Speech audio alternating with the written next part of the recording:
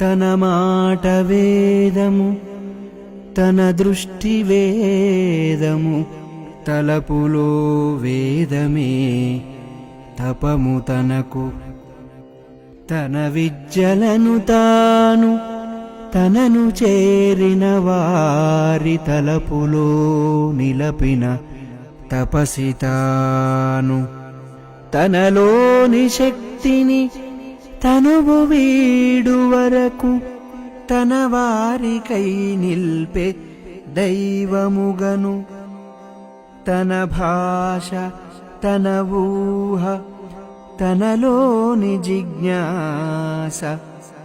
తన శిష్యగణములో తాను నిలపి యతిగ దర్శనం అందించి అద్భుతముగా శివుని సన్నిధి చేరిన శివుడతండు తనను తలచిన కనపడు తల్లి ధాత్రి వేద జననిగా గాయత్రి మోదముంది దివ్యయోగి బ్రహ్మానంద తీర్థుడతడు దివ్యయోగి బ్రహ్మానంద తీర్థుడతడు దివ్యయోగి